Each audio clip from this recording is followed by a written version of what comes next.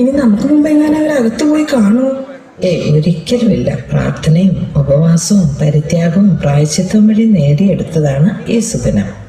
അതുകൊണ്ട് തന്നെ നമുക്ക് ഒരിക്കലും നഷ്ടപ്പെട്ടു പോകില്ല ഈ അനുഗ്രഹീത സമയം. എന്നാലും ബാക്കി 5 പേരെ ഇവിടെ കാണാനുണ്ടല്ലോ. ഇനി അവരെങ്ങാനും വരാതിരിക്കുവോ? എനിക്കെന്തോ പേടി വന്നു. ഒരിക്കലും പേടിക്കണ്ടെന്നേ. നമ്മൾ കൃത്യസമയത്ത് തന്നെയാണ് വന്നിരിക്കുന്നത്. ധൈര്യമായിട്ടിരിക്കേ. എന്നാ പിന്നെ നമുക്ക് തിരി താഴ്ത്തി വെച്ച് പ്രിയനെ കാത്തിരുന്നാലോ? അല്ലെങ്കിൽ അവൻ വരുമ്പോഴേക്കും വിളക്കിൽ എണ്ണയെല്ലാം പറ്റി നമുക്ക് നിരാശരായി മടങ്ങേണ്ട വന്നാലോ? അത് ശരിയാ. അങ്ങനെയാണെങ്കിൽ ഉറക്കം വരാതിരിക്കാനായി പ്രിയം തരുന്നത് വരെ നമുക്ക് പാട്ടുപാടി സ്തുതിക്കാം.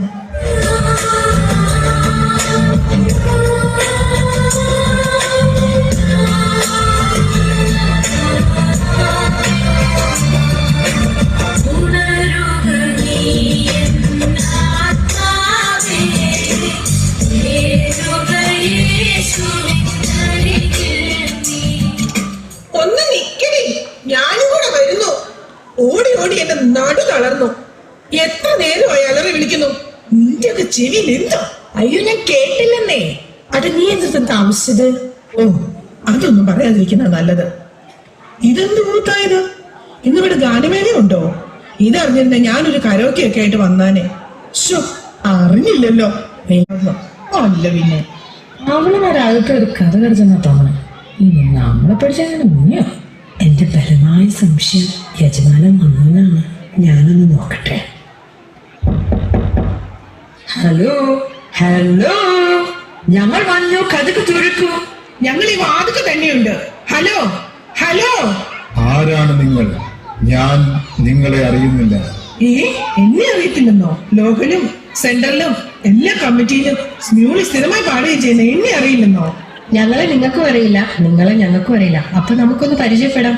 ഹലോ, കഥ തുറക്ക്. ഞാൻ പറഞ്ഞു കഴിഞ്ഞു. നിങ്ങൾ ആരെന്നോ എവിടെ നിന്ന് വരുന്നുവെന്നോ ഞാൻ അറിയുന്നില്ല. നീ ഇവിടെ മാറി. ഇല്ലാത്ത നേരം തുറക്കൂലെന്നോ? ഹലോ, തുറക്കുന്നുണ്ടോ ഇല്ലയോ? ഞങ്ങൾക്ക് വീട്ടിൽ പോയിട്ട് 100 വട്ടം പണിയുള്ളതാ. Hello, I going to open the door. ഞാൻ ആവർത്തിച്ചു കഴിഞ്ഞു. നിങ്ങളെ ഞാൻ അറിയില്ല. എനിക്ക് നിങ്ങളെ അറിയില്ല. എന്നെ അറിയില്ല? സോഷ്യൽ മീഡിയയിൽ ഇത്രയും പോപ്പുലർ ആയിട്ടുള്ള എന്നെ അറിയില്ലെന്നോ? സത്യം സത്യമായി ഞാൻ നിങ്ങളോട് പറയുന്നു, ഞാൻ നിങ്ങളെ അറിയുകയില്ല. കടന്നു പോകൂ ഇവിടെ നിന്ന്. നീ എന്താ പേടിച്ചു പോയോ? ഇതിനേക്കാൾ വലിയ അലകൾ കേട്ട് പേടിച്ചില്ല. പിന്നെ ഇനി എന്തിനാ നമ്മളിവിടെ നിൽക്കണം? വീട്ടിൽ പോയാൽ ഒന്ന് കിടന്നുറങ്ങുമെങ്കിലും ചെയ്യാം. നിൽക്കൂ. നിങ്ങളുടെ കുത്തഴിഞ്ഞ ജീവിത സാഹചര്യങ്ങളിൽ നിന്ന് ഓടി അകലുവിൻ. ജാഗരൂകരായിരിക്കും.